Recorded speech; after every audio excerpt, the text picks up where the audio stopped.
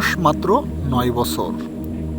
বড় হয়ে যখন নবুয়াত লাভ করেন এবং মানুষকে তাওহীদের দিকে ডাকতে শুরু করেন, তখন কুরাইশের নেতারা রেগে গিয়ে আবু তালেবকে বলেন, তোমার ভাতিজাকে বলো যেন এই সব কথা বলা বন্ধ করে।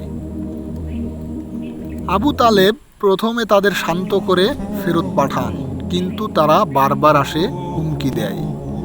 একদিন আবু তালেব নবীজিকে ডেকে বললেন, ভাতিজা, আমার কথাটা একটু ভাবো, নিজের জানটাকেও রক্ষা করো।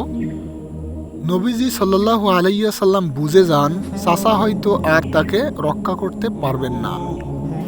তিনি বলেন, চাচা, যদি তারা আমার ডান হাতে সূর্য আর বাম হাতে চাঁদও তুলে দেয়, তবু আমি আল্লাহর দাওয়াতের কাজ ছেড়ে দেব না। এই কথা বলে নবীজি কেঁদে ফেললেন।